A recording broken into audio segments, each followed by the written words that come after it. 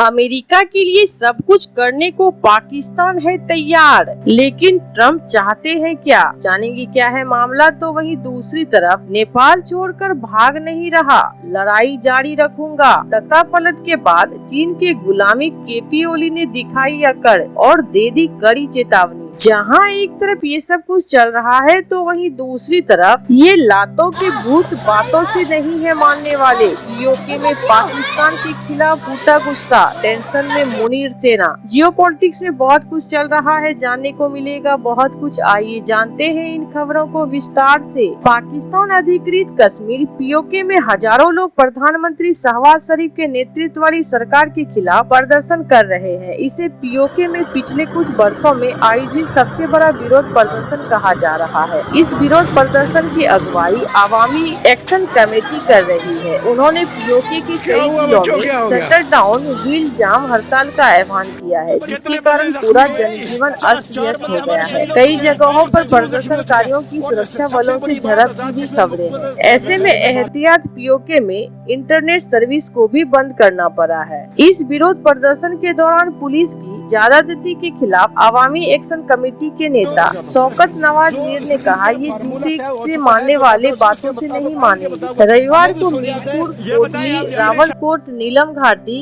केरन समेत कई जगहों पर विरोध प्रदर्शन हुए। मीर के आगे कहा, हमारा अभियान किसी संस्था के खिलाफ नहीं बल्कि उन मौलिक अधिकारों के लिए है जो 70 से ज्यादा सालों से हमारे लोगों को नहीं दिया गया। बहुत हो गया, या तो अधिकार दिलाओ या जनता के गुस्से का सामना करो। हालांकि पुलिस और सेना की धमकियों के बाद दमन की आशंका के चलते अवामी एक्शन कमेटी के आंदोलन की अस्थायी रूप से वापस ले लिया गया। गठबंधन ने घोषणा की कि विरोध का अगला चरण 15 अक्टूबर से शुरू होगा। पीओके में इतने बड़े स्तर के प्रदर्शन को देखते हुए पाकिस्तान सरकार ने बड़े पैमाने पर सशस्त्र बलों को तैनात किया, जिनमें पंजाब प्रांत के हजारों सैनिक शामिल हैं। इस्लामाबाद से भी 1000 अतिरिक्त पुलिस कर्मियों को भेजा गया है। विरोध प्रदर्शन की आशंका को देखते हुए पीओके में घुसने और बाहर निकलने के हर रास्ते को बंद कर दिया गया। कई जगहों पर सुरक्षा भी बढ़ा दी गई। इस विरोध प्रदर्शन का आयोजन अवामी एक्शन कमेटी, पाकिस्तान सरकार के मंत्रियों और पीओके प्रशासन के बीच हाल ही में हुई वार्ता को विफल होने के बाद किया गया था। अवामी एक्शन कमेटी के अभिजात वर्ग के विशेषाधिकारों और शरणार्थी सीटों को समाप्त करने पर समझौता करने से इनकार कर दिया था, जिसके बाद यह वार्ता विफल हो गई। इसके बाद मीर ने विरोध प्रदर्शन जारी रखने का संकल्प लेते हुए कहा, बातचीत अधूरी और निर्णायक रही। तो वहीं दूसरी तरफ नेपाल के पूर्व प्रधानमंत्री और सीपीएन यूएमएल के नेता केपी शर्मा ओली ने इस बात का खंडन किया है कि वह देश छोड़कर भाग रहे हैं। ओली ने आरोप लगाया कि वर्तमान सुशीला कार्की की सरकार उनकी सुरक्षा और आधिकारिक सुविधाओं को हटाने का प्रयास कर रही है। चीन समर्थक ओली ने पार्टी की युवा शाखा युवा संघ नेपाल को संबोधित करते हुए साफ किया कि वह देश में ही बने रहेंगे और राजनीतिक रूप से लड़ाई जारी रखेंगे। ओली ने सवाल किया, आप सोचते हैं कि इस आधारहीन सरकार के नेता की सत्ता सौंपकर हम भाग जाएंगे? नेपाल के पूर्व पीएम ने एक बार फिर से दोहराया कि वह शांति की बहाली, सुशासन और संवैधानिक व्यवस्था को बहाल करने के लिए प्रतिबद्ध है। ओली ने 9 सितंबर को जेएनजेड प्रदर्शन के बाद अपने आधिकारिक निवास को खाली कर दिया था।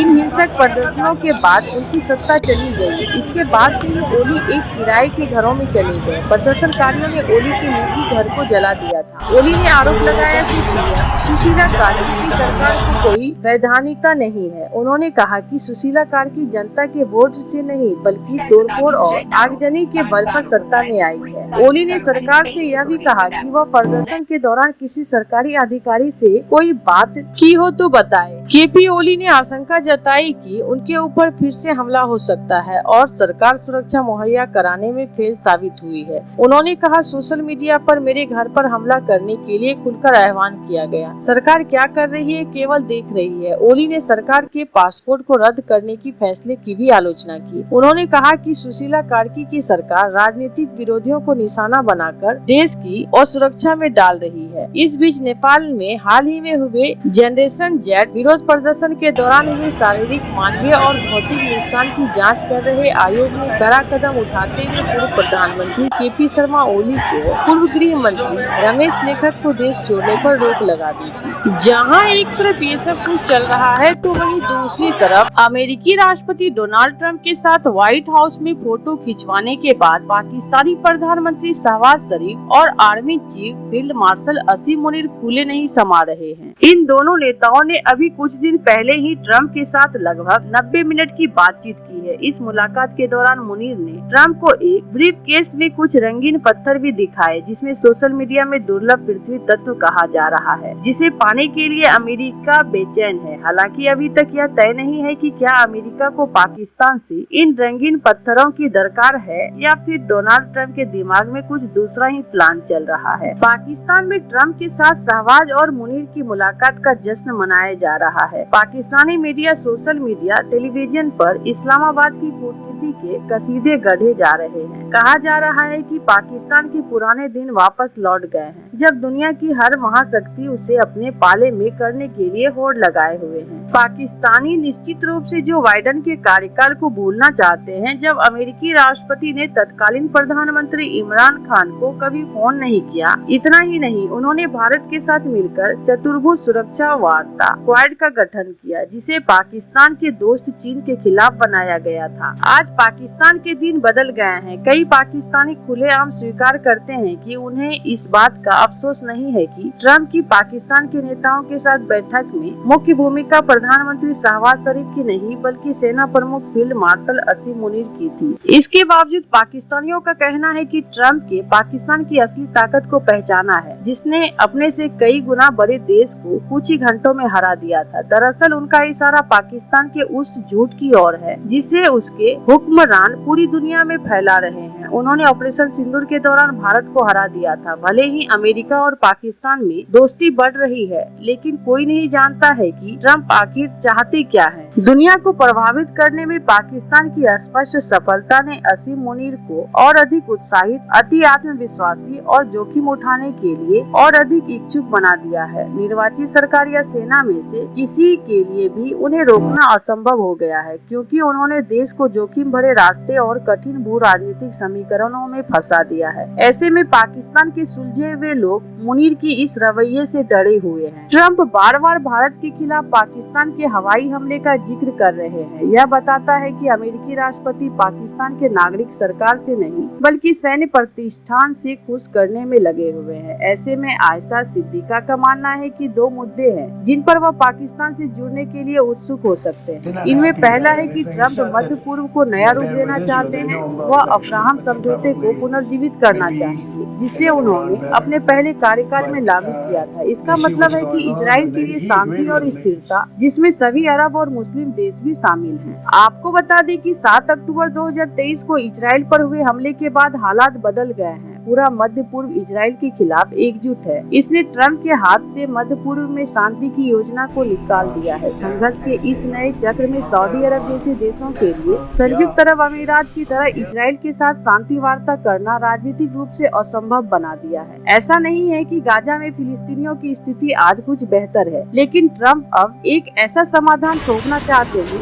जिसमें अधिकांश मध्य पूर्वी और मुस्लिम देश हितधारक बने। इसके लिए उन्होंने पाकिस्तान के समर्थन की जरूरत है, जो मुस्लिम देशों में घूम घूम कर ट्रंप का प्रचार कर सके। दूसरा, ट्रंप चाहते हैं कि पाकिस्तान तालिबान पर दबाव बनाने में अमेरिका की मदद करे। पाकिस्तान भी अफगान तालिबान से परेशान है। वह चाहकर भी तालिबान के खिलाफ कुछ नहीं कर पा रहा है। उधर ट्रंप ने अफगानिस्तान में बगराम एयरबेस पर फिर से कब्जा करने का ऐलान किया है। ऐसे में ट्रंप की योजना पाकिस्तान की ओर पर बगराम पर कब्जा करना है। इससे पाकिस्तान को तालिबान के सामने खुद को ताकत दिखाने का मौका भी होगा और वह अमेरिका से सैन्य रूप से फिर से जुड़ भी सकेगा, क्योंकि वह ट्रंप ही थे जिन्होंने अपने पहले कार्यकाल के दौरान पाकिस्तान के साथ किसी भी तरह के सैन्य संबंधों को पूरी तरह से खत्म कर दिया था। ऐसे आपको क्या लगता है इन सब मामलों में? आपकी क्या राय है? कमेंट कर जरूर बताएं। जल्द मिलते हैं अगले वीडियो में नई खबर के साथ।